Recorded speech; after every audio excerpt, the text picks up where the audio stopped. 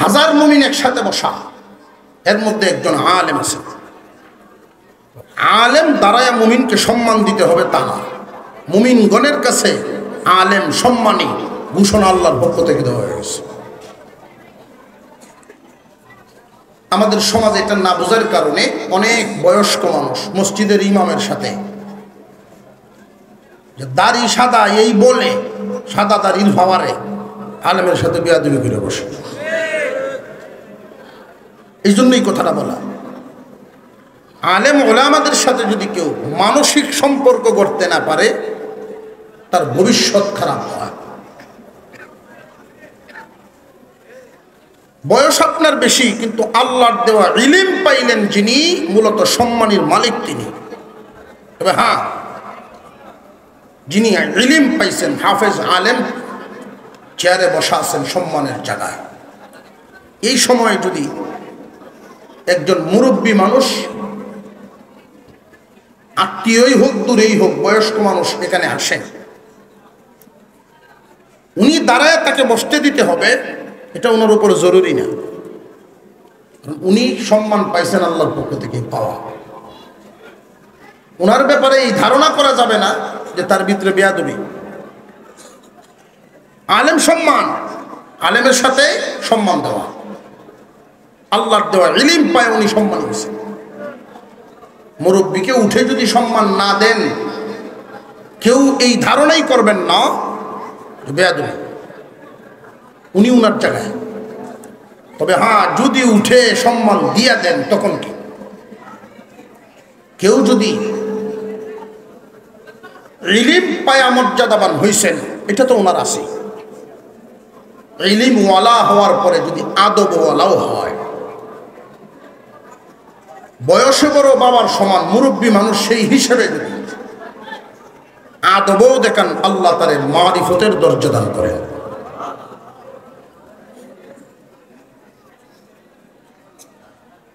মুমিন মুসলমানদের মধ্যে আমরা পরস্পরে সম্মান দিব তাদেরকে যাদের ইলম মহান আল্লাহ পাক এতটুকু দান করছেন, আমলওয়ালা যারা সম্মানী তারা। মুমিন মুসলমানদের মধ্যে আলেম ওলামা যারা ইজ্জত মর্যাদার অধিকারী তারা। যুগে যুগেই ফিতনা মুমিন মুসলমানদের মধ্যে আসবে। আল্লাহ রাসূল বলে গেছেন, বনি ইসরাইল ৭২ দল, আমার উম্মত অনুরূপ হবে। অনুরূপ মানে একটা পায়ের জুতা ৫ ইঞ্চি বা ৭ ইঞ্চি, ডান পায়েরটা ৭ ইঞ্চি, বাম পায়েরটা এটা কয় ইঞ্চি? সমান না? লম্বা সমান, হুবহু ওদের মতো, বরং একটা দল বেশি হবে, আহলে সুন্নাত ওয়াল জামাত। যুগে যুগে ফিতনা আসবে, দ্বীনের নামে চালাবে। মুমিন মুসলমানদেরকে ভুল পথে নেওয়ার জন্য শয়তান বিভিন্ন ধরনের চক্রান্ত, বিভিন্ন ধরনের দল সাজাবে। প্রত্যেকের দাবি থাকবে তারাও দ্বীনের কাজ করে, তারাও দ্বীনের কাজ করে। আল্লাহর রাসূল বলে গেছেন, উম্মতে যখন এমন ফিতনা আসবে, সাধারণ মুমিন মুসলমান যারা, তোমরা লক্ষ্য রাখবে আলেমগণ কি বলেন। তোমরা আলেম ওলামাদের সাথে থাকবা। আলেম ওলামাদের সাথে কেন? যে তাদের কাছে লাইট আছে রাস্তা দেখার মতো, কোরআন হাদিস। এখন প্রশ্ন জাগে, উভয় দলে যদি আলেম থাকে তখন কি করা? উভয় দলেই যদি আলেম থাকে তখন লক্ষ্য করবা কোন দিকে উলামায়ে কেরামের সংখ্যা বেশি। ব্যক্তি বা ছোট একটা জামাতকে শয়তান ধোঁকা দিতে পারে, বৃহৎ একটা জাতি, বিশাল একটা জামাতকে শয়তান ধোঁকা দিতে পারে না। বর্তমান বাংলাদেশে যে একটা ফিতনা বিদ্যমান চালু আপনারা দেখছেন, এই সাদিয়ানি ফিতনা মানুষকে ঈমান হারা করে ছাড়বে।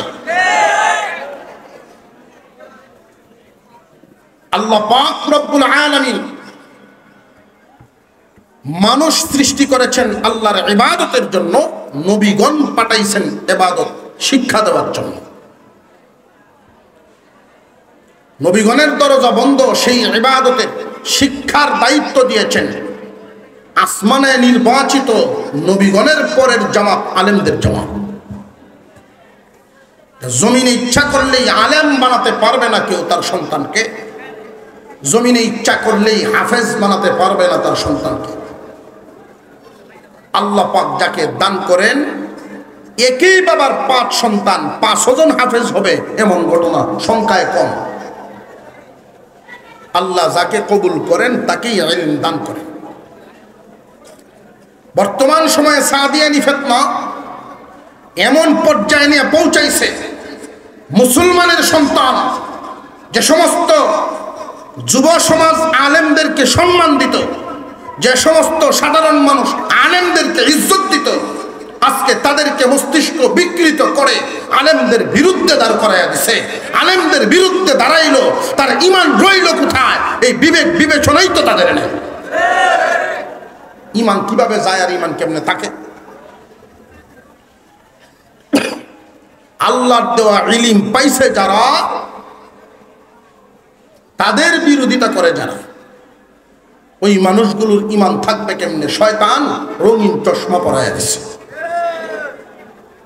2017 সালের আগে এমন ফিতনা ছিল না। একই গ্রামে বসবাস করেন একজন সাধারণ মানুষ, যার জমা জমি 5 কেয়ারি, আর এই গ্রামের আর একজনের যদি তাকে 5 আল, হাওরের ব্যাপারে মায়ামাতাব্বরি এই বিষয়ে যদি এই 5 কেয়ারওয়ালায় 5 আলওয়ালার সাথে টক্কর দেয় বা যায়, সহ্য হইত না তার।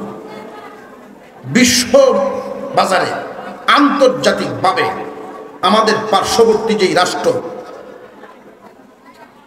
আমাদের শরীফ মনে করবেন না, তাদের ভিতরের যেই চিন্তাটা, তাবলীগ জামাত চালু হলো নিজামউদ্দিন থেকে। বিশ্ব ইজতেমা হইলে বাংলাদেশের টঙ্গী কেন? বিশ্ব ইজতেমা হইলে হইতো ইন্ডিয়া।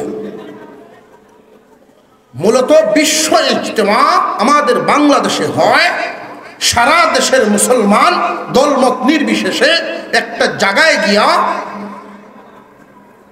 দোয়া মুনাজাতে শামিল হয়, মানসিক একটা প্রশান্তি লাভ করে। এই দিনের বিশাল একটা কাজ, ওই কাজটাকে বিঘ্নতা ঘটানো হইল তাদের লক্ষ্য। একটা দলকে পয়সার বিনিময়ে লাইনচ্যুত করে, পথ হারা করে, এইরকম যদি বিশৃঙ্খলা দেশে লাগাইতে পারে, আন্তর্জাতিকভাবে এটাকে আরো বড় করে দেখাইবে। লক্ষ্য করে দেখবেন আপনারা মিডিয়াগুলোতে, মিডিয়া তো আরো আগেই হলুদ হয়ে গেছে, হলুদ মিডিয়া তো এমনি কয় না, বিকৃত হয়ে গেছে আগে। ওদের পক্ষেই হাইলাইট করবে। বিশ্ব মোরলদের সামনে যদি এটা প্রমাণ করতে পারে দেশে বিশৃঙ্খলা শুধু এই জামাতের কারণে, ইজতেমার কারণে, তখন কি রায় আসবে?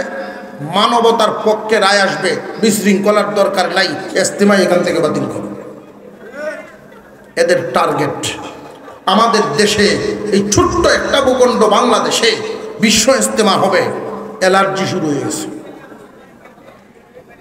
আল্লাহ পাক রব্বুল আলামিন মুমিন মুসলমানদেরকে সহি বুঝ দান করেন। সারা জিন্দেগি ভর যতদিন জিন্দা থাকবো আলেমদের সাথেই থাকবো, কোনো সাদিয়ানির কথায় কান বাড়াবো না। এই হিম্মত, এই স্লোগান আমাদের জবানে থাকতে হবে। কোনো সাদিয়ানিরা কোনো গ্রামের মহল্লার কোনো মসজিদে আলেম ওলামাদেরকে না মেনে দিনের কাজ চলতে পারে না। যদি কেউ এই কথা বলে যে আলেমদের মেনে দিনের কাজ কেন, তুমি মানবা না কেন? আলেমদেরকে না মেনে দিনের কাজ করবা, তার মানে কি আলাদা কোনো কোরআন নাজিল হয়েছে নাকি? আলাদা যদি কোনো ইন্ডিয়া থেকে কোরআন নাজিল হয়ে থাকে, ওইটা আমরা দেখাও কোনটা লইছে। আলেম ওলামাদেরকে না মেনে জমিনে দিনের কাজ করলে ভুল হবে। একটা জমিনে যদি ফসল করতে চান, জমিনের মধ্যে ঘাস হয়, মালিকের দায়িত্ব কি ঘাসগুলি সাফ করে দেওয়া। দাওয়াতে তাবলীগ দিনের একটা কাজ। আলেমগণ যখনই দেখেন এখানে কোনো ঝামেলা চলছে, এই ঝামেলাটা সাফ করে দেওয়া আলেমদের কাজ। আলেম ওলামা যদি ময়দানে নেমে এই কাজে লেগে যান, কিতাবের অনেক ঘাটতি হবে, কিতাবের খেদমত করবো কে? মসনদ রেখে তারাই কাজগুলো মূল কাজ না, ওইখান থেকে তারা তদারকি করবেন। যখনই ঝামেলা দেখে তখন তারা দেখবেন, পরিষ্কার করে দেবেন। আলেম ওলামাদেরকে কখনো সমালোচনাও করবেন না, আলেমদের প্রতি কোনো বিদ্বেষ পোষণ করবেন না। নবীজির একখানা হাদিস পড়েছিলাম, হাদিসের তর্জমাকান পড়েই আলোচনা শেষ। আল্লাহর রাসূল বলেন, কুন আলিমান, আলেম হয়ে যাও। এই কথা যে বললেন, আলেম কি ইচ্ছা করলেই হওয়া যায়? আলেম হবে কারা? আল্লাহর পছন্দের হবে যারা। আলেম হবে, হাফেজ হবে, নির্বাচন কি জমিনে না আসমানে? আসমানে। আলেম হয়ে যাও। যদি আলেম হইতে না পারো, ছাত্র থাকো, ছাত্র হও। এটা তো হওয়া যাবে। আলেম হওয়ার জন্যই মূলত ছাত্র হয়। যদি ছাত্র হইতে পারো, অন্তত দেখবেন পাঞ্জাবি টুপি পিনতে 1-2 বছর খালি মাদ্রাসার বাড়িতে ঘোরাফেরা করলেও সে যখন নামাজ পড়বো অন্যর তুলনায় সুন্দর করে পড়বো। ছাত্র হও। আলেম হইলে এক মর্যাদা, ছাত্রের জন্য আর এক মর্যাদা। তাও যদি হইতে না পারো, কোরআন হাদিস যেখানে পড়ানো হয়, পড়া হয়, ওই জায়গার সাহায্যকারী হয়ে যাও। এদের সাহায্য করো। সাহায্য করার তৌফিকও যদি তোমার না থাকে, আলেম ওলামাদেরকে মুহাব্বত করে নেওয়া হয় না। কারণ হাসরের মাঠে সুপারিশ হবে রক্তের সম্পর্কের ভিত্তিতে না, মুহাব্বতে, অন্তরের সম্পর্কের ভিত্তিতে। রক্তের সম্পর্কের ভিত্তিতে যদি হইতো, হুজুর সাল্লাল্লাহু আলাইহি ওয়াসাল্লাম, আল্লাহর রাসূলের চাচাগণ, আল্লাহর রাসূলের চাচাগণই কাফের, জাহান্নামী হতেন না। রক্তের সম্পর্কে যদি হইতো, গোষ্ঠী বংশের সম্পর্কে যদি হইতো, আত্মীয়তার সম্পর্কে যদি হইতো, তারাও তো পাইত। হবে না। আলেম ওলামাদের সাথে মহব্বত রাখবেন, আল্লাহ পাক জমিনেও সফলতা দিবেন, আখিরাতেও সফলতা দিবেন। আল্লাহ আমাদেরকে আমলের সাথে থাকার তৌফিক দেন, বলুন আমিন। ওয়া আখিরু দাওয়ানা আনিল হামদুলিল্লাহি রাব্বিল আলামিন। আসসালামু আলাইকুম ওয়া রাহমাতুল্লাহি ওয়া বারাকাতুহু। সম্মানিত উপস্থিতি,